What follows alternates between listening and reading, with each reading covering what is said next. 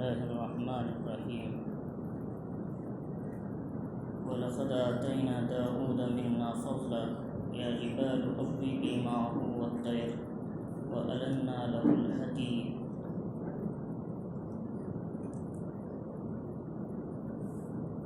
یہ سورہ سبا کی 10ویں آیت ہے۔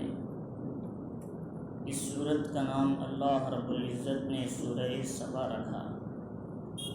سبا ملک یمن کے اندر رہنے والی ایک اہم شخص کے نام سے وہ ملک کا نام پڑا تھا، جس کی 10 اولاد تھی۔ ان میں سے 4 ملک یمن میں تھے اور 6 ملک یمن میں، 4 ملک شام میں بستی تھی۔ تو ان کا جو بڑا شخص تھا عبد شمس ان کا نام تھا، تو لہٰذا اس سے وہ نام آ گیا، بعد میں چل کر ملک سبا اس کے نام سے بنا، تو ایک ہی شخص کے نام پر۔ تو لہٰذا اللہ رب العزت نے سبا قوم کا جو ذکر کیا، ان کی ناشکری، اللہ کی نعمتوں کی نافرمانی، اس کا انجام اللہ رب العزت نے اس سورت کے اندر سمجھایا۔ اللہ نے خصوصیت سے حکم دیا، اللہ جب کسی کو نعمتیں عطا کرتی ہیں تو ان نعمتوں کا زبانی اور عملی شکر ادا کرنا بندے کی ذمہ داری ہے۔ لہٰذا اس کے لیے اللہ رب العزت نے 2 مثالیں عطا فرمائی، حضرت داؤد علیہ السلام، حضرت سلیمان علیہ السلام۔ پھر قوم سبا کا ذکر کیا۔ وہ قوم ہزاروں نعمتوں میں پلتی تھی، سب کچھ تھا ان کے لیے، پھر بھی وہ قوم اللہ کی نعمتوں کی ناشکری کی، تو اللہ نے اس قوم کو اللہ اپنا عذاب بھیج کر پوری قوم کو ٹکڑے ٹکڑے کر دیا، پورے شہر کو تباہ کر دیا۔ تو اللہ رب العزت یہاں سب سے پہلے حضرت داؤد علیہ السلام کی کو اللہ تعالیٰ نے جو نعمتیں عطا کی تھی، جو فضیلتیں بخشی تھی، خصوصیت کے ساتھ اللہ نے اس کا ذکر کیا۔ حضرت داؤد علیہ السلام نبی اس وقت بنے تھے، یعنی آپ کو بادشاہت اس وقت ملی تھی جب بنی اسرائیل در در کے ٹھوکریں کھا رہی تھی۔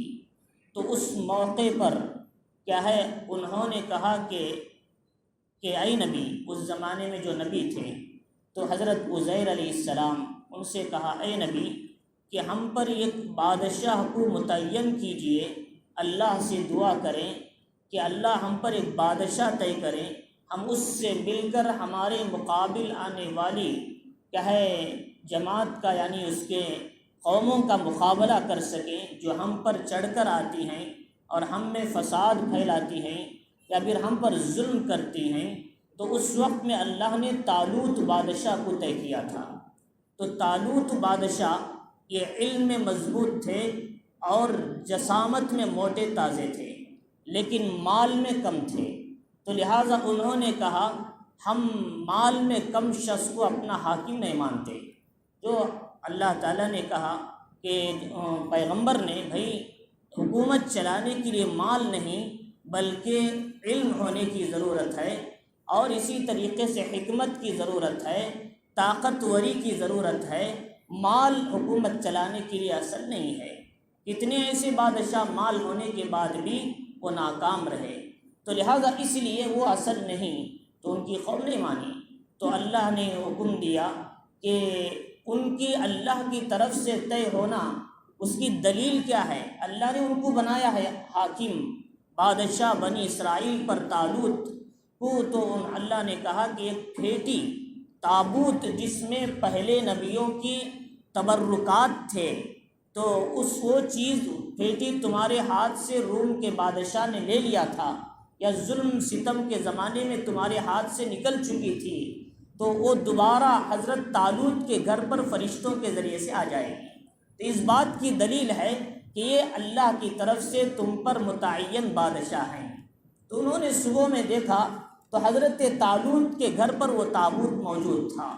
تو چنانچہ انہوں نے حاکم کو تو مان لیا، بادشاہ کو، لیکن جب بادشاہ نے حکم دیا چلو اللہ کے راستے میں عمالقہ یعنی جو مضبوط قوم ہے اس سے مقابلہ کرنا ہے، تو وہ قوم کو جب مقابلہ کرنے کے لیے سامنے جو قوم تھی وہ جالوت اور اس کے لشکر جرار تھا۔ تو اس وقت میں جب دونوں میں مقابلہ ہوا تو یہ جالوت کی جو قوم تھی زیادہ تھی، طالوت ان کی قوم کم تھی، 313 تھی۔ اصحاب بدر جتنے تھے ان کی بھی تعداد اتنی تھی۔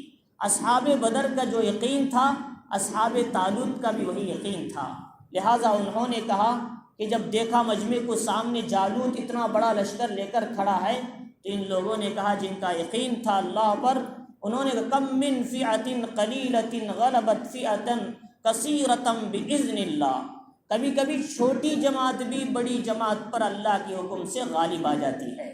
تو انہوں نے اطمینان دیا۔ تو اس وقت میں مقابلہ ہوا تو جالوت للکارا، آؤ تم میں کوئی ہے مجھ سے مقابلہ کرنے کے لیے۔ داؤد علیہ السلام اس جنگ میں شریک نہیں تھے، وہ اپنے گھر والوں کی حالات خبر لینے کے لیے آئے تھے، دیکھیں کیا حال ہے جنگ کے اندر، ہمارے لوگ بھی آئے ہیں طالوت کے ساتھ، حاکم بادشاہ کے ساتھ۔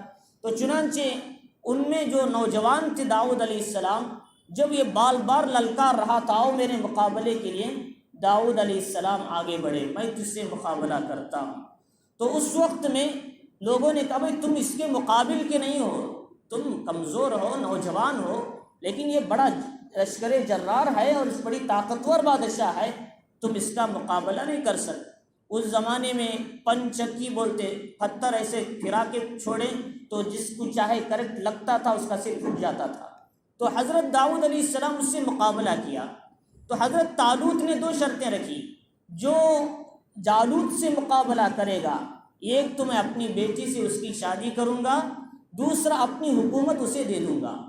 تو 2 شرطوں میں داؤد علیہ السلام کے لیے کوئی شرط نہیں تھی، آپ نے کوئی شرط نہیں رکھی، لیکن یہ شرط طالوت نے رکھی تھی۔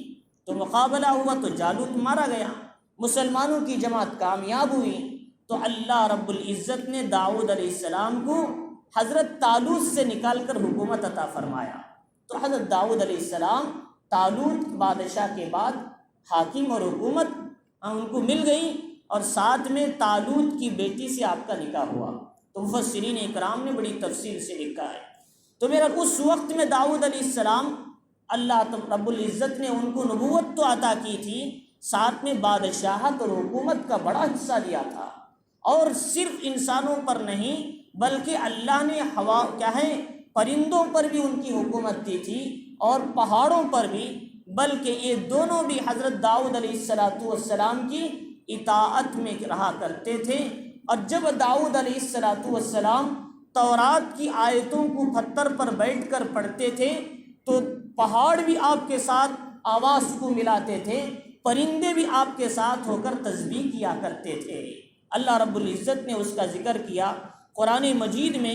بہت سے انبیاء کو ہم نے خصوصیتیں دی، لیکن حضرت داؤد علیہ السلام کو جو خصوصیت دی وہ یہ کہ پرندوں کا آپ کے ساتھ تسبیح کرنا، پہاڑوں کا تسبیح کرنا، ساتھ میں ہم نے ان کے لیے لوہے کو نرم موم بنا دیا، جیسے چاہے وہ پھیر سکتے ہیں۔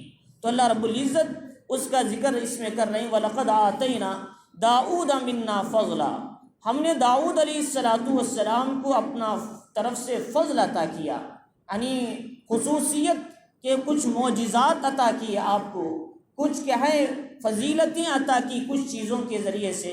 جیسے داؤد علیہ السلام کیا ہے، موسیٰ علیہ السلام پیغمبر تھے لیکن کلیم اللہ سے آپ کو فضیلت ملی، عیسیٰ علیہ السلام پیغمبر تھے لیکن روح اللہ سے آپ کو فضیلت ملی، ابراہیم علیہ السلام پیغمبر تھے لیکن خلیل اللہ سے آپ کو فضیلت ملی۔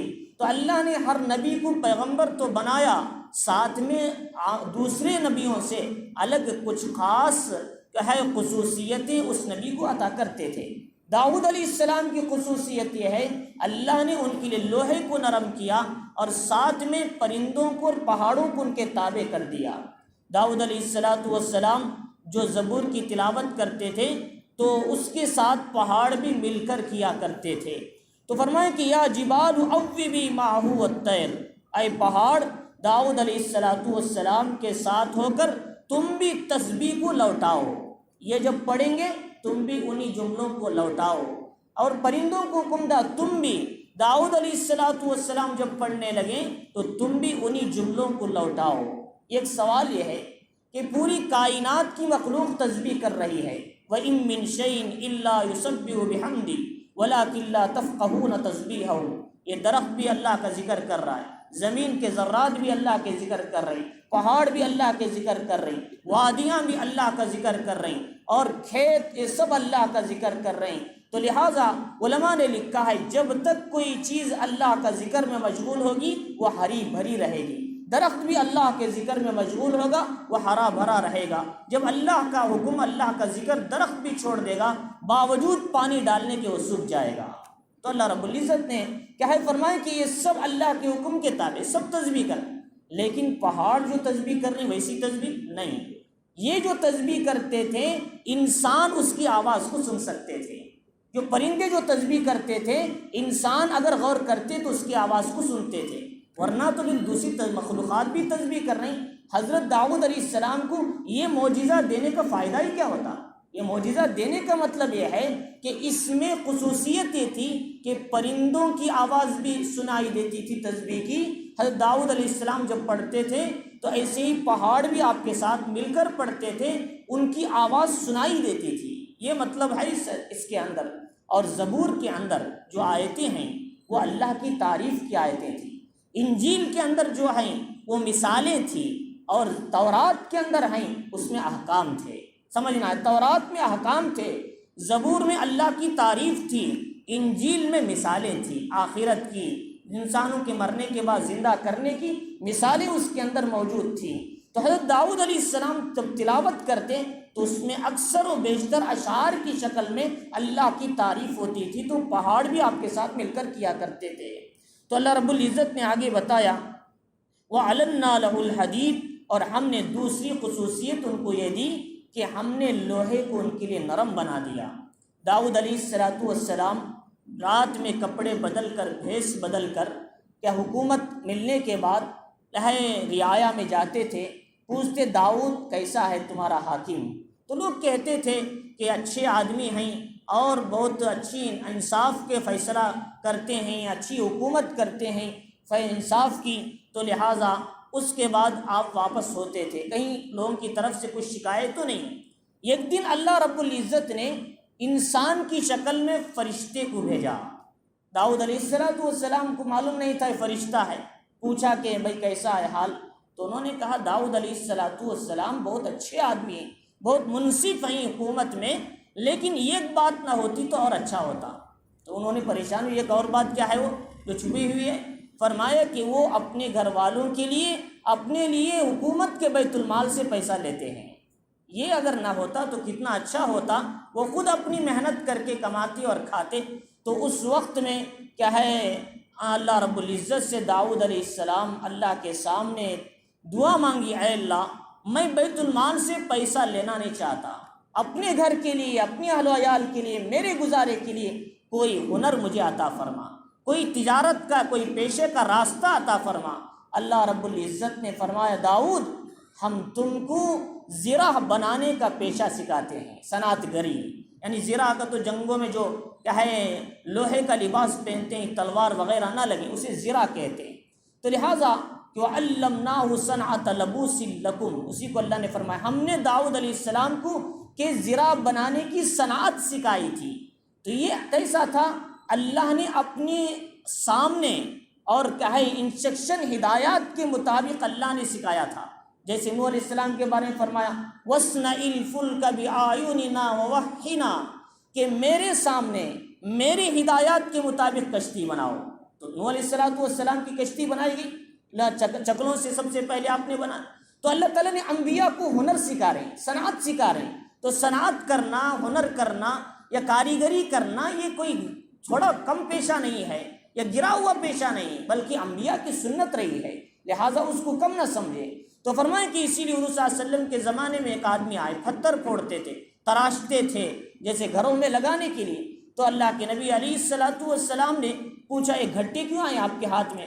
فرمایا کہ اللہ کے نبی میں پتھر پھوڑتا ہوں، میں پتھر تراشتا ہوں۔ اللہ کے نبی نے اس کے ہاتھوں کو چوما فرمایا کہ القاسب حبیب اللہ، محنت کرنے والا اللہ کا دوست ہے۔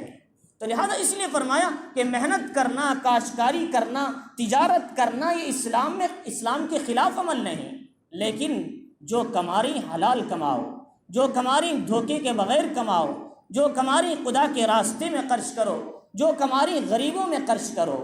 تو چنانچہ اسی کا آئندہ ذکر آ رہا ہے۔ تو داؤد علیہ السلام کو اللہ نے کہا ایک تو تمہیں سکھائیں گے زرع بنانے کا ہنر، اور جس سے تم اپنا گزارا کرو، بیت المال سے پیسہ نہ لو۔ دوسرا، جو چیز سے تم زرع بناؤ گے وہ چیز بھی تمہارے لیے سہولت کی دیں گے۔ وہ کیا ہے؟ لوہا۔ لوہے سے بنتا ہے زرع، تو اس کو تم ہاتھ میں لوہے کو ایسے لوگے تو آٹا جیسے تم دبا لیتے ہو، اس طریقے سے لوہا بھی دبتا چلے جائے گا، تم جیسے چاہو اس طریقے سے پھیر سکتے ہو۔ اللہ رب العزت نے یہ ہنر حضرت داؤد علیہ السلام کو دیا تھا۔ تو داؤد علیہ السلام زرع بناتے تھے، دن میں، 2 دن میں، 1 دن میں، 4 دن میں 6000 روپے میں اس زرع کو بیچا کرتے تھے، یا پھر 4000 درہم میں بکتا تھا۔ تو ان میں سے 1000 درہم یا 2000 درہم اپنے گھر اہل و عیال کو چلاتے تھے، اور 2000 درہم بنی اسرائیل کے غریبوں پر صرف کرتے تھے۔ یہ حضرت داؤد علیہ السلام کی ترتیب تھی۔ یہ ایک اور ترتیب ہے، آپ 6000 میں بیچتے تھے، 2000 اپنے گھر والوں کے لیے، 2000 اپنی تجارت کے لیے، 2000 غریبوں کے لیے صرف کرتے تھے، خدا کے راستے میں صرف کرتے تھے۔ تو یہ داؤد علیہ السلام کی ترتیب تھی۔ تو فرمایا اس لیے اللہ نے جو مال دیا اس کو صرف اپنے کھانے کے لیے نہ بناؤ، کہ للسائل والمحروم، کہ مانگنے والوں کے لیے، نہ مانگنے والوں کے لیے، غریبوں کے لیے۔ ایمان والوں کے مالوں میں حصہ ہوتا ہے، وہ نکال کر رکھتے ہیں تاکہ غریبوں میں بھی کچھ صرف کر سکیں۔ قرآن مجید میں سورۃ المعارج میں اللہ نے بتایا۔ تو اللہ رب العزت فرمائے کہ ہم نے ان کے لیے لوہے کو نرم کر دیا۔ اب یہ فرمایا ان اعمل سابغات وقدر فی السرد، دیکھو زرع پوری بناؤ، آدھی نہیں، اور مکمل کڑیاں جوڑ کر بناؤ، کڑیوں میں اندازہ رکھو، اتنا زیادہ کھلا نہیں رکھنا مار لگ جائے تلوار کا، یا بالکل موٹی بھی نہیں بنانا، ایک دم پتلی پھٹ جائے ایسا بھی نہیں، پیپر کی طرح ایسی مناسب انداز سے بناؤ کہ آدمی جب پہنے تو اس کو تکلیف نہ ہو۔ تو اس انداز سے زرع بناؤ، اللہ نے ترتیب سمجھائی داؤد علیہ السلام کو۔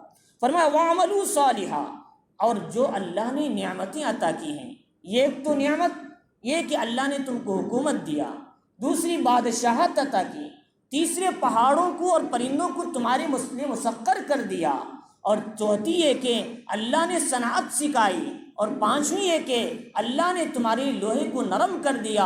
ان نعمتوں پر اللہ کا شکر ادا کرو۔ اللہ رب العزت نے اس کا تقاضا کیا۔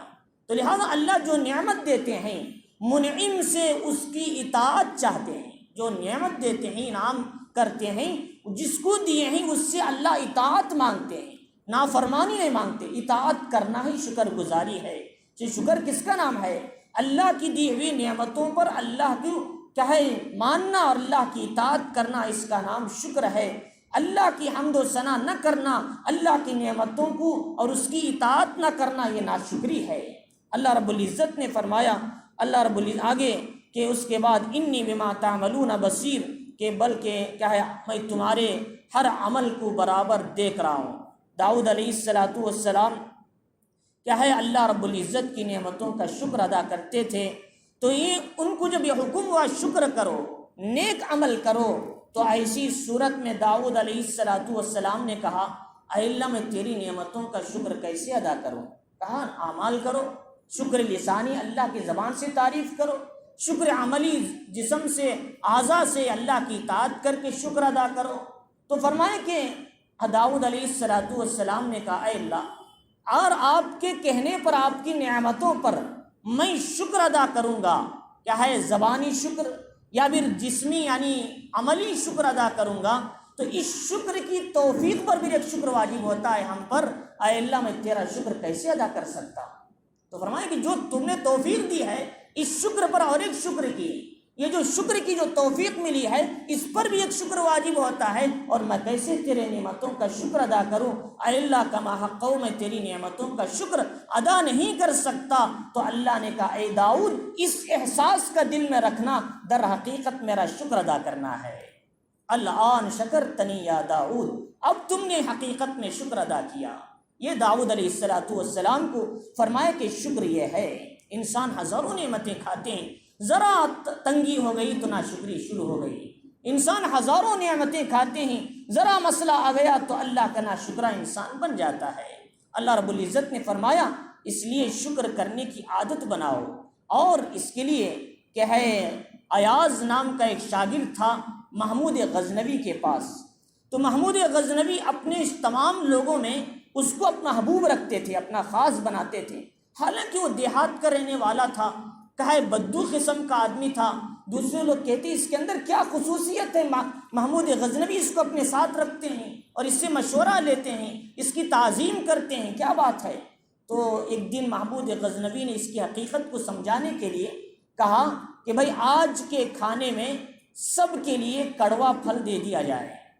تو جو یہاں رہتے ہیں جو اس کے اندر سپاہی وغیرہ، تو یعنی جو غلام تھے یا آپ کے ساتھ خدمت گزار تھے، تو سب لوگوں نے کہا کہ بادشاہ جہاں پناہ یہ تو کڑوا پھل ایسے کیسے کھائیں گے؟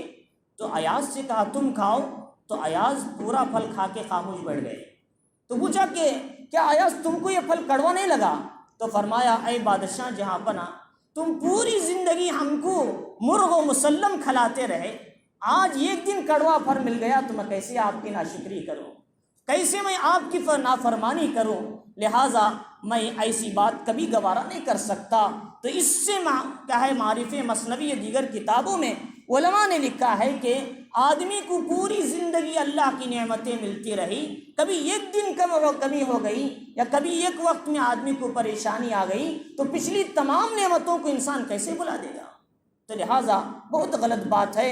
تو اللہ رب العزت فرماتے ہیں ہر حال میں میانہ روی اختیار کرو۔ حدیث میں کتاب علماء نے مفسرین نے لکھا ہے تین باتیں ہیں۔ تین باتیں کیا ہیں کہ آدمی اگر ان کو کر لے، داؤد علیہ السلام کی جو فضیلت اللہ نے عطا کی اسے بھی عطا کر سکتے ہیں۔ ایک چیز کیا ہے فرمایا، آدمی غنا میں ہو فقر میں ہو، دونوں حالتوں میں درمیانہ پن اختیار کریں۔ مالداری مل گئی ایک دم اوپر چلے گئے، اور غریبی آ گئی تو پھر پریشان ہو گئے، ایسا نہیں۔ مالداری ہو غریبی ہو بیچ میں رہو، درمیانہ پن رہو، تو اس سے مسئلہ نہیں ہوگا۔ اگر آدمی کسی وجہ سے کچھ مال کم ہو گیا تو دل کو تکلیف نہیں ہوگی، کھانا کھا لے گا وہی پرانا۔ لیکن ایک دم عالی شان رہے ہم تو پھر اس میں نیچے آنے کے بعد کبھی حالات بدلے تو اس وقت انسان کو زندگی گزارنا بڑا مشکل ہوگا۔ تو فرمایا دوسری بات یہ بتائی کہ آدمی غصے میں ہو اطمینان میں ہو، انصاف حق کا کیا کرو۔ فرمایا انصاف حق کے ساتھ رہا کرو۔ اور فرمائے کہ آدمی کے اس کے ساتھ بتائے کہ آدمی کو چاہیے کہ ہر حال میں اللہ رب العزت کے شکر میں انسان رہا کرے۔ تو فرمائے کہ یہ جو باتیں جو بتائی کہ ان کے اندر آدمی اپنی زندگی کو چلائیں کہ حالات آئیں اچھے ہو یا برے ہو، دونوں صورتوں میں انسان اللہ کی اطاعت میں لگے رہنا، میانہ روی اختیار کرنا اور اللہ کی نعمتوں کی ناشکری نہیں کرنا۔ تو لہٰذا اللہ رب العزت نے آگے بتایا، یہ تو داؤد علیہ السلام کا ذکر تھا۔ تو داؤد علیہ السلام کو جب اس کا حکم ہوا تو آپ نے اپنے گھر میں مصلی بچھا دیا۔ فرمائے کہ دیکھو بھائی ہماری جو ترتیب ہے اس گھر کے اندر ہر گھنٹے میں کوئی نہ کوئی اللہ کی عبادت کرنے کے لیے ہاں بیٹھ جائے۔ پہلے آپ کرتے تھے، اس کے بعد آپ کی بیوی، آپ کے بچے، آپ کی اولاد، آپ کا خاندان، کوئی نہ کوئی مصلی پہ بیٹھا ہی رہتا تھا اللہ کا شکر ادا کرنے کے لیے۔ یہ داؤد علیہ السلام کی زندگی کا اصول تھا، اور آپ کی موت تک یہ کیفیت تھی، اور آپ کے بعد سلیمان علیہ السلام نے اس کو اپنی زندگی کا شیوا بنایا۔ تو لہٰذا ہم کو بھی چاہیے کہ گھر میں ایک مصلی بچھائیں، اللہ کی عبادت کریں، اللہ کا شکر ادا کریں، اور ہماری نسلوں میں شکر چلنے کے لیے ہماری زندگیوں میں شکر کی عادت ڈالیں تو بچے بھی وہ کیفیت اپنی زندگی میں لائیں گے۔ تو لہٰذا تو فرمائے کہ اللہ رب العزت نے دوسری بات بتائی وَلِسُلَيْمَانَ الرِّيحَ، یہاں تک داؤد علیہ السلام کا مسئلہ ختم ہوا۔ سلیمان علیہ السلام کو اللہ رب العزت نے ہواؤں کو ان کے تابع کر دیا تھا۔ یہ داؤد علیہ السلام باپ ہیں، سلیمان علیہ السلام بیٹے۔ سلیمان علیہ السلام کو حکومت جو ملی تھی 13 سال کی عمر میں ملی تھی، بہت چھوٹے بچے تھے آپ، لیکن اللہ نے آپ کو فیصلہ کرنے کی قوت عطا کی تھی۔ تو چنانچہ داؤد سلیمان علیہ السلام جب اللہ تعالیٰ نے آپ کو حکومت عطا کیا تو آپ نے بیت المقدس کی تعمیر کیا۔ تعمیر کرنے کے بعد آپ نے 3 دعائیں کی تھی۔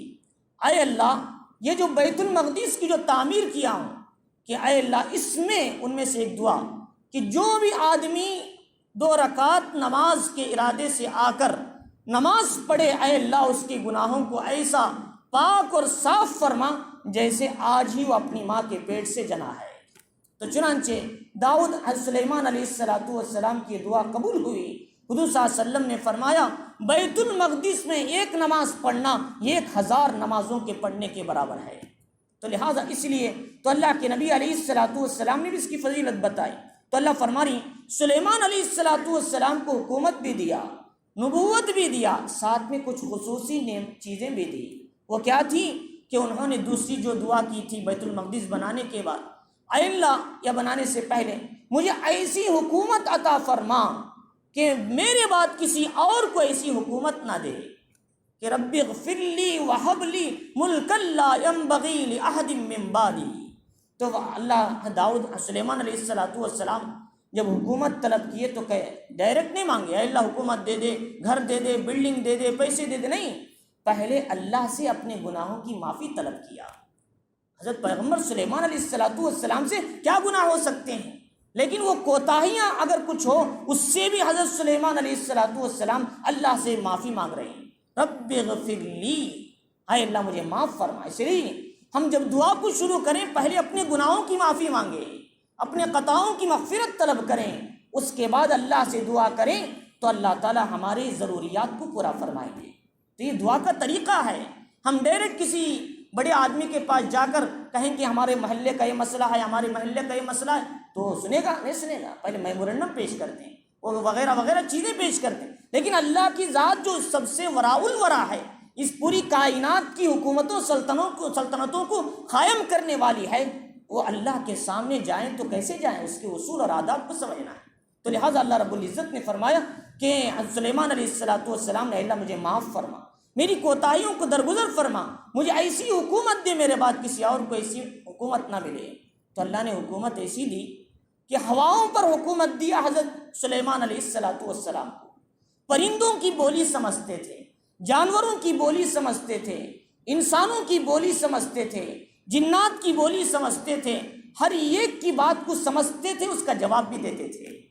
تو چونٹی کیا ہے بل کے اندر تھی، باہر نکلی، سلیمان علیہ السلام کا لشکر آ رہا ہے۔ قالت النملة یا ایھا النمل ادخلوا مساکنکم لا یحطمنکم سلیمان وجنودہ وہم لا یشعرون، سورہ نمل۔ تو فرمایا کہ اے چونٹیو، سلیمان علیہ السلام کا لشکر آ رہا ہے، تم اندر چلے جاؤ کہ ان کا لشکر تمہیں رون نہ ڈالے بے قبری میں۔ اس کی خبر حضرت سلیمان تک پہنچ گئی، اس کی بات کو سن لیا سلیمان علیہ السلام۔ انہوں نے دعا کی اے اللہ تیری پاک ذات کتنی بڑی ہے، لیکن یہ مجھے میری سلطنت کہہ رہی ہے، لیکن تیرے نام کے مقابلے میں میری سلطنت کچھ بھی نہیں ہے۔ تو چنانچہ اللہ رب العزت نے چونٹی کی آواز ان تک پہنچائی۔ تو بتا رہا تھا مثال کہ اللہ رب العزت نے مخلوق کی آواز بات سننے کے اللہ تعالیٰ نے سلیمان علیہ السلام کو قوت عطا کی تھی، آپ ان کی بات بھی سمجھتے تھے۔ تو چنانچہ سلیمان علیہ السلام کو اللہ رب العزت نے ہوا دے دیا، مسخر کر دیا۔ یہ کیوں ملا؟ حسن بصری رحمۃ اللہ علیہ فرماتے ہیں، جو بڑے مفسر ہیں ان کی بھی تفسیر میں بڑا کیا ہے مقام ہے، تو ان کی رائے بھی فرماتے ہیں کہ ایک دن حضرت سلیمان علیہ السلام اپنے گھوڑوں کے دیکھ بھال میں تھے، یعنی اس کی صفائی میں، اس کی ستھرائی میں، جہاد میں جاتے تھے اللہ کے راستے میں، تو جنگ کے لیے، دین کو بلند کرنے کے لیے۔ تو اس وقت میں ان کے گھوڑوں کی دیکھ بھال میں ان کی نماز کا وقت قضا ہو گیا۔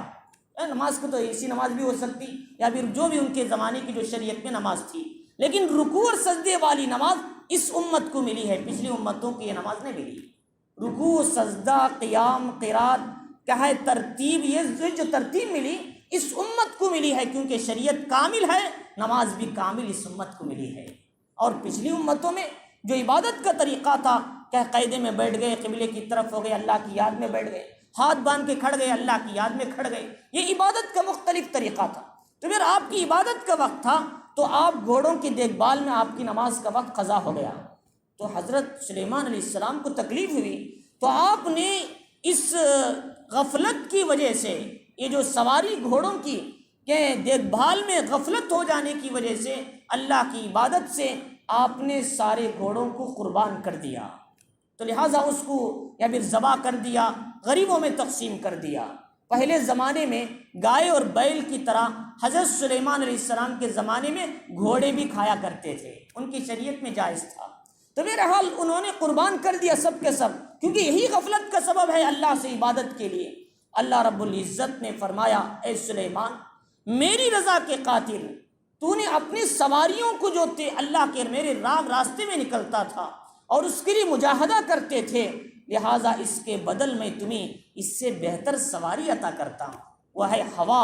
تم جہاں چاہو گے، جس وقت چاہو گے، تم تخت پہ بیٹھ جاؤ تو ہوا تم کو اٹھا کر صبح سے دوپہر تک 1 مہینے کی مسافت طے کر لیتی تھی۔ اللہ رب العزت نے فضیلت ان کو دیا تھا، یہ مقام، ایک چیز قربان کرو تو دوسری چیز ملتی ہے، اللہ کے یہاں وہ چیز ضائع نہیں جاتی۔ ہم مال اللہ کے راستے میں دیتے ہیں، ضائع نہیں جاتا، اللہ کے راستے میں جان کی قربانی دیتی ہیں، ضائع نہیں جاتا۔ جان اور مال کی جو بھی قربانی ہوگی اللہ اس کا عدد مختلف انداز سے عطا فرمائے۔ تو اللہ رب العزت فرماری کہ داؤد سلیمان علیہ السلام کے بارے میں کہتے ہیں، وَلِسُلَيْمَانَ الرِّيحَ، ہم نے سلیمان علیہ السلام کو ہوا مسخر کر دیا تھا، ان کے تابع کر دیا۔ تو چنانچہ تو غدوها شہر ورواحها شہر، وہ صبح سے شام تک تخت پہ بیٹھ کر چلتے تو 1 مہینے کی مسافت چلے جاتے تھے۔ 1 مہینے کی مسافت کتنا لمبا زمانہ ہوتا ہے، اور ایسے ہی صبح سے دوپہر سے شام تک تخت پہ بیٹھتے تو شام تک 1 مہینے کی جو مسافت ہے، جو کلومیٹرز ہیں، اتنا لمبا سفر طے کر لیتے تھے۔ 1 مہینے میں کتنا لمبا سفر ہوگا؟ تو علماء نے لکھا ہے، مفسرین نے، بیت المقدس سے صبح میں کھانا ناشتہ کر کے نکلتے، دوپہر استقر نامی شہر میں ہوتے تھے، 1 مہینے کی مسافت ہوتی تھی۔ پھر وہاں آپ ظہر کا کھانا کھا کر بیٹھتے تو تخت پر آپ کے فوجی ہوتی تھی، لشکر ہوتے تھے، خدمت گزار ہوتے تھے، جنات ہوتے تھے، انسان ہوتے تھے، سب اس پہ بیٹھتے تھے، تو اس کے بعد یہ تخت اڑ کر جاتا تو شام میں بابل عراق کے اندر آپ رات کرتے تھے۔ تو یہ دونوں کے درمیان، بیت المقدس سے بابل عراق کے درمیان 2 مہینے کی مسافت تھی۔ تو اللہ رب العزت اتنا تیز سواری سلیمان علیہ السلام کو عطا کیا تھا۔ تو اللہ رب العزت نے فرمایا کہ ایک معجزہ ان کو یہ دیا، دوسرا معجزہ وَأَصَلْنَا لَهُ عَيْنَ الْقِطْرِ، ہم نے ان کے لیے تانبے کے چشمے کو جاری کر دیا۔ تانبے کا چشمہ جو ہوتا ہے اس سے ہانڈیاں بنتی ہیں، جو برتن بنتے ہیں، شین بنتے ہیں، بہت قیمتی ہوتے ہیں۔ فرمایا اس چشمے کو اللہ نے جاری کر دیا۔ وہ چشمہ بھی کیسا؟ گرم نہیں، ٹھنڈا چشمہ، گرم ہوگا تو ہاتھ جل جائے گا، اور 3 دن تک مسلسل جاری رہا، یا پھر 3 دن کی مسافت تک یہ چلتا رہتا تھا۔ تو اس سے سلیمان علیہ السلام جنات کو حکم دیتے تانبے کو اٹھاؤ اور اس کے لیے کیا ہے گھر بناؤ، کیا ہے اس کے لیے کیا ہے مجسمے بنتے تھے، اس کے لیے کیا ہے دیگچیاں بنتی تھی، اور شین، بڑے بڑے شین بنتے تھے۔ یہ سب اللہ رب العزت نے سلیمان علیہ السلام کو یہ کیا ہے تانبے کا چشمہ عطا فرمایا تھا معجزے کے طور پر۔ تو اللہ رب العزت فرماری وَأَصَلْنَا لَهُ عَيْنَ الْقِطْرِ، ہم نے ان کے لیے تانبے کے چشمے کو جاری کر دیا۔ اور یہ جو وَمِنَ الْجِنِّ، اور یہ کام کرنے والے اللہ رب العزت کے حکم سے ان کے سامنے ان کے کام انجام دیا کرتے تھے۔ کون؟ جنات کرتے تھے یہ کام۔ جنات آپ کے تابع تھے، اور آپ جو بات کہتے تھے ویسے اس کے مطابق چلتے تھے۔ یہ جنات کا تابع ہونا، یہ ہواؤں کا تابع ہونا، یہ کیسا ہے؟ یہ بالکل جیسے نوکر ہوتے ہیں ہمارے گھر میں، بولے تو بھائی فلاں جگہ جا کر کچھ چیز لے کے آؤ، فلاں جگہ۔ اس طریقے سے جنات حضرت سلیمان علیہ السلام کے تابع تھے۔ ایسا نہیں کہ سورج مسخر ہے ہمارے لیے، آج زمین، آج چاند مسخر ہے ہماری خدمت میں لگا، ایسا نہیں، بلکہ گھر کے جو لوگ جیسے خادم ہوتے ہیں ویسے جنات بھی آپ کی خدمت کیا کرتے تھے۔ تو جنات نے آپ کے لیے کام کرتے، اور اللہ رب العزت نے حکم دیا جو جن بھی سلیمان علیہ السلام کی حکم کی نافرمانی کرے گا ہم نے ایک فرشتے کو اس پر مسلط کر دیا ہے، وہ آگ کا ایک کولڑا لے کے کھڑا رہتا ہے، جب بھی سلیمان علیہ السلام کی نافرمانی کوئی جن کرتا ہے اس آگ کے کولڑے سے ایک مار مارتا ہے تو پھر اس کی سزا ہوتی ہے، تو پھر وہ درست ہو جاتا ہے۔ تو یہ اللہ تعالیٰ نے اس کے لیے ایک سزا رکھی تھی۔ تو اللہ تعالیٰ وَمَن يَزِغْ مِنْهُمْ عَنْ أَمْرِنَا، ان میں سے جو کوئی ہمارے حکم کی سرتابی کرے گا، یعنی ہماری اطاعت نہیں کرے گا، ہمارے حکم سے سلیمان علیہ السلام کی بات نہیں مانے گا، نُذِقْهُ مِنْ عَذَابِ السَّعِيرِ، ہم اسے دوزخ کا عذاب کا مزہ چکائیں گے۔ علماء نے کہا یہ آخرت میں نہیں، صحیح بات یہ ہے کہ دنیا ہی میں ان کو یہ سزا ملتی تھی، تو لوہے کے وہ آگ کے کوڑے سے مارا جاتا تو بسا وقت جن ہی ختم ہو جاتا، یا پھر یہ کہ اس کو زخم لگتا تو پھر وہ درست ہو جاتا تھا۔ اب سوال یہ ہوتا ہے کہ انسان کیا ہے، جنات جو پیدا ہوئے ہیں وہ آگ سے پیدا ہوئے، آگ کے کوڑے سے ان کو مار کیسے لگتا تھا؟ ایک سوال لوگ کرتے ہیں، وہ آگ سے پیدا ہو اسے آگ کا مار کیسے لگے گا؟ حکم یہ ہے کہ جنات پوری آگ سے نہیں بنے ہیں، بلکہ جنات کے اندر ایک عنصر آگ کا غالب ہے، دیگر دوسری چیزیں بھی اس کے اندر ہیں۔ تو جنات کس سے بنے ہیں؟ مختلف انداز سے، جیسے انسان آگ سے بنا ہے، مٹی اس کے اندر ہے، ہوا اس کے اندر ہے، پانی اس کے اندر ہے، 4 چیزوں سے انسان بنا ہے۔ ایسے لیکن انسان مٹی سے بنا ہے، لیکن پتھر سے مارے تو مار لگتا ہے یا نہیں؟ ضرور لگتا ہے، کیونکہ اس کے اندر خالصتاً مٹی نہیں ہے، بلکہ مٹی غالب ہے اس پر، لیکن پانی بھی ہے، ہوا بھی ہے، آگ بھی، سب چیزیں اس کے اندر ہیں۔ اسی جنات کے اندر بھی ہوا بھی ہے، پانی بھی ہے، آگ بھی ہے، مٹی بھی ہے، لیکن آگ کی صفت زیادہ ہے اس کے اندر۔ اس لیے فرمایا اللہ کے نبی علیہ السلام نے کہ خلقت الجان من نار، کہ جان یعنی جنات آگ سے بنے ہیں، کیونکہ اس میں آگ کا غلبہ زیادہ ہے، تو آگ سے بنے ہیں۔ خلقت الملائکۃ من نور، فرشتے نور سے بنے ہیں، اور کیا ہے ان کی، اس میں یہ مسئلہ نہیں، ان میں پوری خالصتاً نور ہی نور ہے، مکمل نور ہے، اور نور کی طاقت آگ کی طاقت سے بڑی ہوئی ہے۔ تو اسی نور کی طاقت آگ کی طاقت سے بڑی ہوئی ہے، لہٰذا جو اس زمین پر جب جنات نے فساد مچایا، اللہ نے فرشتوں کو بھیج کر ان کو اس زمین پہ یہاں سے زمین صاف کرا کے نالے اور ندیوں پہاڑوں کی طرف بھگا دیا۔ تو اللہ نے نوری مخلوق کو بھیجا ان کے مقابلے کے لیے، انسانوں کو نہیں بھیجا۔ تو اللہ رب العزت فرماری کہ ان کے لیے ہم نے کیا ہے، جو نافرمانی کرے گا اس کے لیے ہم نے کیا ہے دوزخ کا عذاب تیار کر رکھا ہے جو اس کو چکائیں گے۔ اور فرمایا یعملون لہ ما یشاء، ان کے لیے وہ جنات سلیمان علیہ السلام جو چاہتے تھے بناتے تھے، محاریب، بڑے بڑے محل، قصر، یا کیا ہے اسی طریقے سے کیا ہے دیواریں، کیا ہے مختلف انداز سے وہ بڑی بڑی چیزیں بناتے تھے اس سے۔ ان کے لیے وہ تماثیل اور ایسے ہی مجسمے بناتے تھے۔ مجسمے کا مطلب پہلے زمانے میں جو بزرگوں کی کیا ہے مجسمے تھے وہ مجسمے بناتے تھے، یا پھر یہ کہ غیر زیرو کی چیزیں وہ بناتے تھے، کہ مجسمے اس لیے بناتے تھے کہ جب وہ عبادت کے اندر سامنے رہیں گے تو لوگ اس کو دیکھ کر اپنی عبادت کے اندر شوق بڑھے اور عبادت میں جذبہ پیدا ہو۔ یہ اس ان کی شریعت میں جائز تھا، لیکن ہماری شریعت میں جائز نہیں ہے۔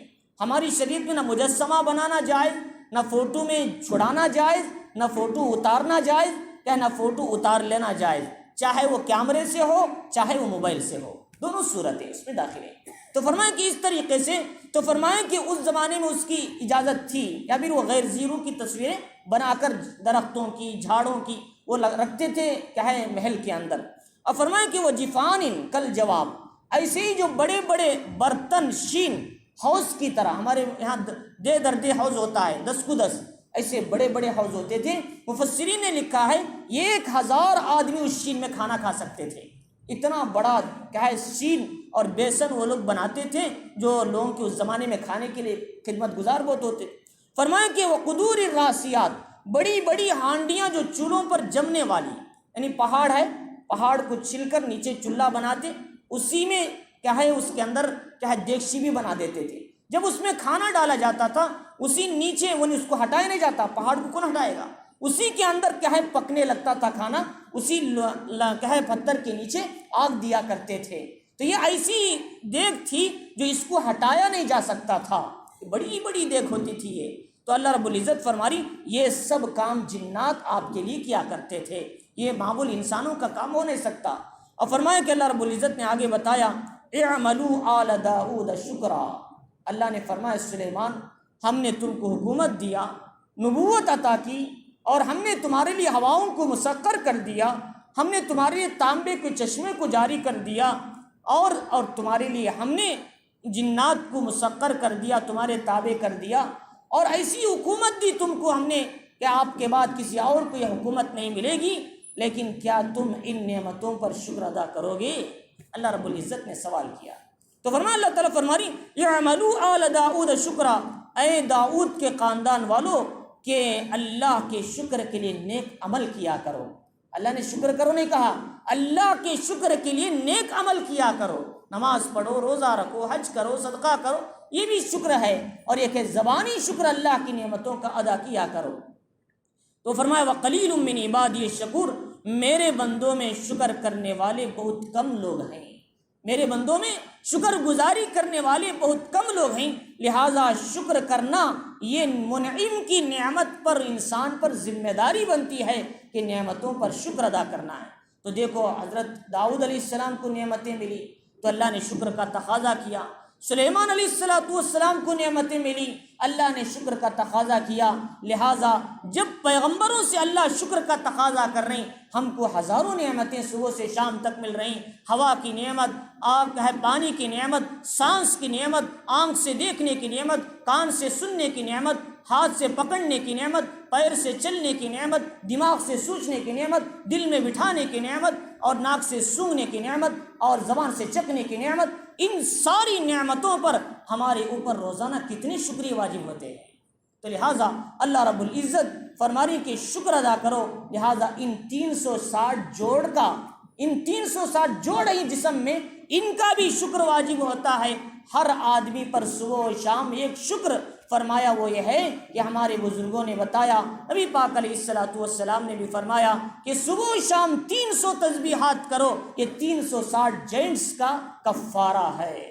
تو لہٰذا اس لیے اللہ والے ذکر کرتے ہیں عصر کے بعد، مغرب کے بعد، اور ترتیب بناتے ہیں شکر کیے لیے اللہ کی نعمتیں کیا شکر ادا کرنے کے لیے۔ یہ جینٹ کا بہت اہم تعلق ہے انسان کے جسم سے، اس پر اللہ کا ذکر کرنا یہ 360 جوڑ کا صدقہ ہے، 300 تسبیحات صبح اور شام۔ اللہ رب العزت نے آگے ایک چھوٹی سی بات بتائی، آگے فرمایا اللہ رب العزت نے سلیمان علیہ السلام جب وہ کیا ہے تعمیر کا مسئلہ آیا تو آپ 13 سال میں نبی بنے، یعنی آپ کو حکومت ملی تھی، اور 17 سال میں آپ نے بیت المقدس کی تعمیر کا کام شروع کیا تھا۔ بیت المقدس کی جو بنیادی ہے داؤد علیہ السلام ڈالے تھے، اور بیت المقدس کی تعمیر جو ہے سلیمان علیہ السلام نے کیا تھا۔ حضرت داؤد علیہ السلام نے کہا اے اللہ میں اس کام کو پورا کرتا ہوں، حضرت اللہ تعالیٰ نے کہا نہیں، یہ کام کی تکمیل ہم سلیمان سے کرائیں گے، آپ کے بیٹے سلیمان سے یہ کام کرائیں۔ تو سلیمان علیہ السلام کی تعمیری کام 1 سال باقی تھا، بھی 50 پر 3 سال کی عمر میں آپ کی وفات ہو گئی، 40 سال آپ نے حکومت کیا، 1 سال باقی تھا، اور بیت المقدس کی تعمیر میں 30 پر 6 سال لگے، 30 پر 6 سال، اور اس کے لیے ظواہر نکالے گئے، ذرات نکالے گئے، کوئی چیزیں نکالی گئی، اور سونا نکالا گیا۔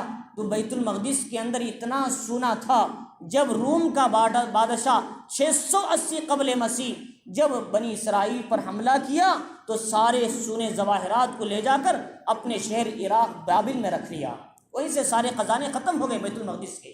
ورنہ تو کیا ہے پہلے زمانے میں بے شمار خزانے تھے، اس کو جنات نے زمین میں غوطہ لگا کر لائے تھے، تو بڑے بڑے ہیرے موتی سب کچھ تھے، تو اللہ تعالیٰ نے ان کو فضیلت عطا کی تھی۔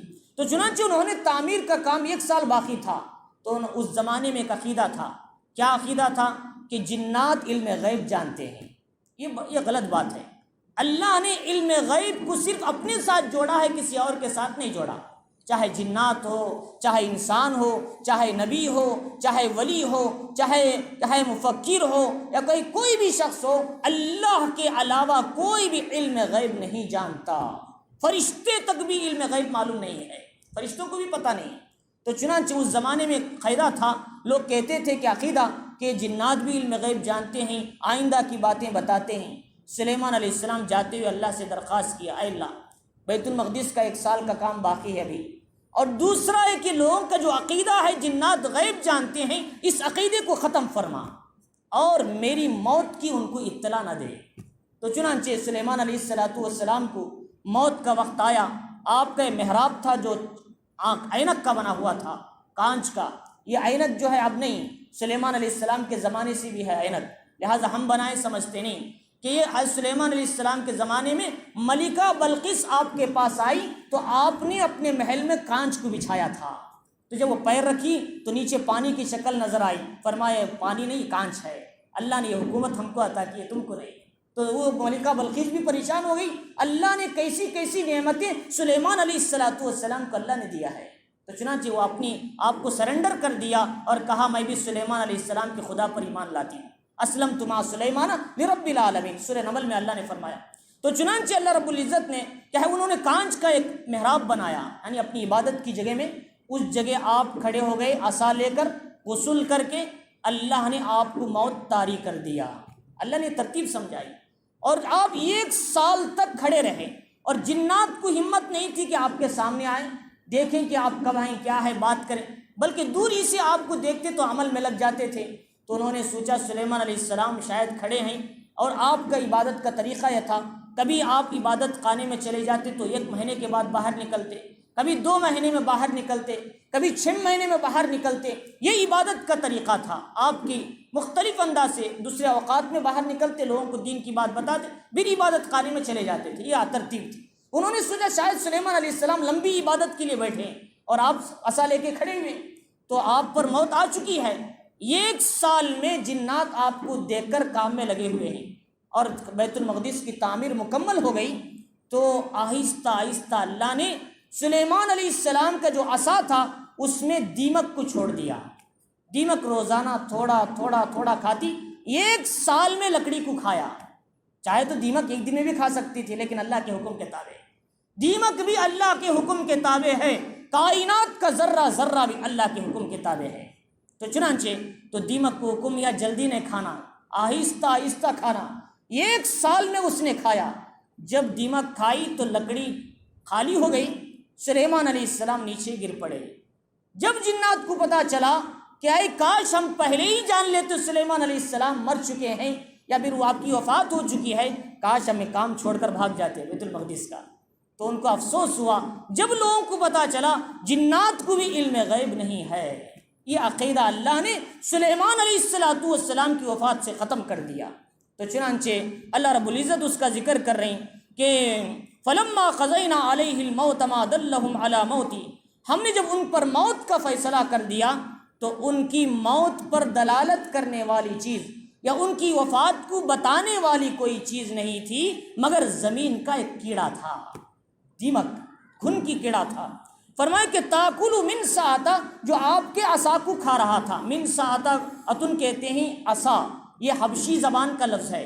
تو فرمائے کہ فلما قر تبینت الجن، جب سلیمان علیہ السلام نیچے گرے، جنات کو پتا چلا آپ کی وفات ہو کے 1 سال ہو چکا ہے. چنانچہ اللہ کانوا یعلمون الغیب ما لبثوا فی العذاب المحین، کاش کے علم غیب جانتے تو یہ ذلت آمیز عذاب میں، یہ پریشانی میں ہم مبتلا نہ ہوتے. اللہ نے خود جنات کے زبان سے اس کا اظہار کرایا ہمیں علم غیب نہیں ہے. تو چنانچہ پورے لوگ جان لیے علم غیب صرف اللہ کی ذات ہے. ان اللہ عنده علم الساعة وينزل الغیث ويعلم ما في الارحام وما تدری نفس ماذا تکسب غدا وما تدری نفس بأي ارض تموت ان اللہ علیم خبیر. اللہ تعالیٰ فرماتے ہیں سورہ لقمان کے اندر کہ دیکھو بارش کب ہوگی، کہاں ہوگی، کتنی مقدار میں ہوگی، کوئی نہیں جانتا، صرف اللہ کی ذات جانتی ہے. اندازہ بتاتے ہیں، اندازے کا کوئی اعتبار نہیں. کبھی یہاں ہوتا ہے دوسرے علاقے میں بارش نہیں ہوتا، کبھی وہاں ہوتا ہے جہاں بتایا اور جہاں بتایا تو وہاں نہیں ہوتا. تو یہ اللہ کا نظام ہے. اور دوسری چیز قیامت کب آئے گی کوئی نہیں جانتا، حضور بھی نہیں جانتے. حضور سے پوچھا گیا جبریل حدیث جبرائیل میں کہ قیامت کب آئے گی، مسا، فرمایا کہ مل مسئول عنہ عالم من السائل، تم جس سے پوچھ رہے ہیں وہ تم سے زیادہ نہیں جانتا قیامت کے بارے میں. سلیمان پاک علیہ السلام نے فرمایا لہذا مجھے بھی اتنا علم جتنا تم کو ہے. قیامت کب آئے گی؟ ہاں قیامت کی نشانیاں، علامت اولا، علامت متوسطہ، علامت کبریٰ. پہلی علامت میں یہ ہوگا کہ دوسری علامت میں گانا بجانا عام ہو جائے گا، گناہ عیاشی سب کچھ ہوگا۔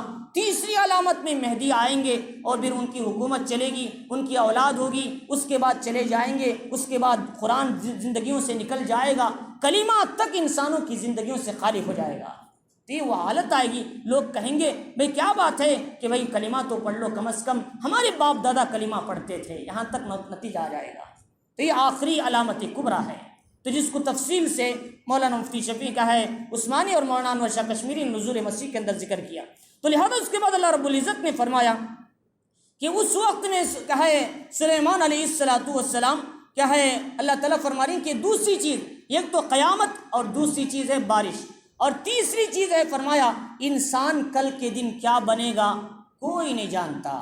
مالدار ہے غریب ہو سکتا ہے، غریب ہے مالدار ہو سکتا ہے، تونگر ہے فقیر ہو سکتا ہے، اور سب کچھ جو بھی ہوگا، لیکن آئندہ کل کیا کرے گا اور کیا ہے کیا کمائے گا کیا بنے گا کوئی نہیں جانتا۔ ماذا تکسب غدا، اور فرمائے کہ ایسے ہی ماں کے پیٹ میں بچہ جو ہے نیک ہے یا برا ہے اسے کوئی نہیں جانتا۔ یہ دکھاتی اسکیننگ مشین بچہ ہے یا بچی، لیکن یہ کوئی بتا سکتا ہے یہ بچہ نیک بنے گا آئندہ چل کر جنید بغدادی، یا یہ بنے گا کہ کیا ہے سب سے بڑا نافرمان؟ کوئی نہیں بتا سکتا۔ تو یہ بچپن میں ایک ہوتا ہے، بڑھاپے میں ایک ہوتا ہے، جوانی میں ایک ہوتا ہے، بڑھاپے میں بدل جاتا ہے، مختلف کیفیات ہیں۔ اللہ تعالیٰ فرما رہی کہ انسان کے ماں کے پیٹ میں جو بچہ ہے یا بچی ہے وہ کیا بنے گی کوئی نہیں جانتا، اللہ کی ذات جانتی ہے۔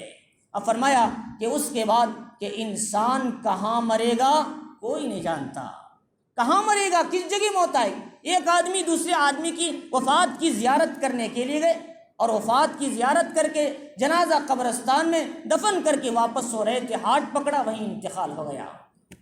تو فرمایا کہ دیکھو یہ یہاں والے، لیکن ان کی موت وہاں لکھی ہے، تو انسان کہاں مرے گا کوئی پتہ نہیں۔ تو لہٰذا اللہ فرمائی یہ 5 چیزیں خمس لا یعلمہن الا اللہ، یہ 5 چیزوں کے بارے میں کوئی نہیں جانتا۔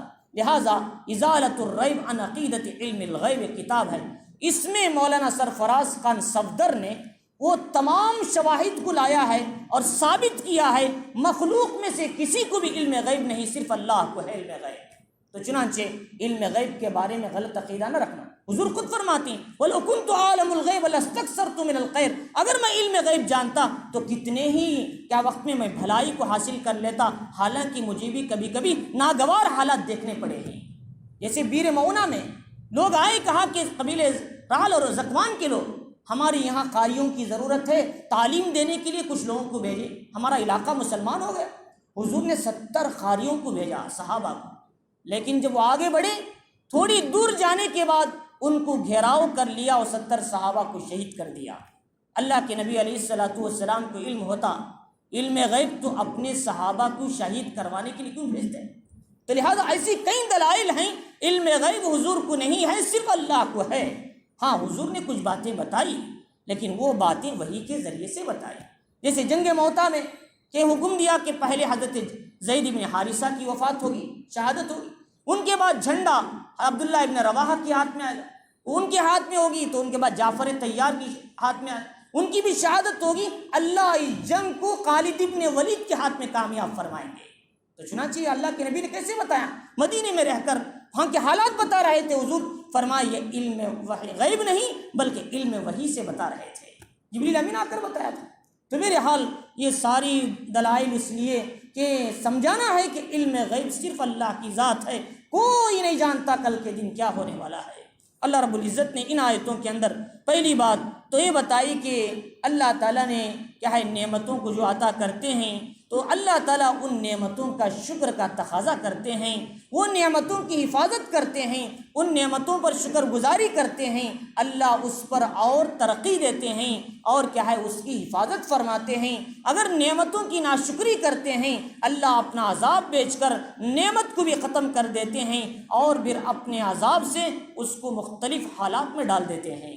تو چنانچہ آگے اس قوم سبا کا ذکر اسی لیے ہے۔ دوسری بات یہ بتائی اللہ نے حضرت سلیمان داؤد علیہ السلام کو اللہ نے نعمتیں دی تھی، تو فرمایا اس کے بدلے میں اللہ کی نعمتوں کا شکر ادا کرو۔ اللہ رب العزت نے دوسری بات یہ بتائی کہ دیکھو کہ علم غیب صرف اللہ کی ذات کو ہے، کسی اور کو علم غیب نہیں، جنات کو بھی نہیں، فرشتوں کو بھی نہیں، انسانوں کو بھی نہیں، انبیاء کو بھی نہیں، صحابہ کو بھی نہیں، اولیاء اللہ کو بھی نہیں، کسی کو علم غیب نے، صرف جاننے والی ذات، آئندہ کائن ما یکون، پیچھے جو ہوا، آئندہ جو ہونے والا ہے، سب کچھ جاننے والی ذات صرف اللہ کی ہے۔ اس یقین کے ساتھ اپنی زندگی گزارنا ہے، اللہ رب العزت کے یہاں کامیاب ہوں گے۔ اگر عقیدہ خراب ہو جائے گا تو سمجھو اللہ کے یہاں ناکام ہو جائیں گے۔ اللہ رب العزت ہم سب کو ان آیتوں کو سمجھنے، اس کے مضامین پر عمل کرنے، اپنی زندگی میں اللہ کی نعمتوں کا شکر ادا کرنے کی اللہ تعالی ہم سب کو توفیق عطا فرمائے۔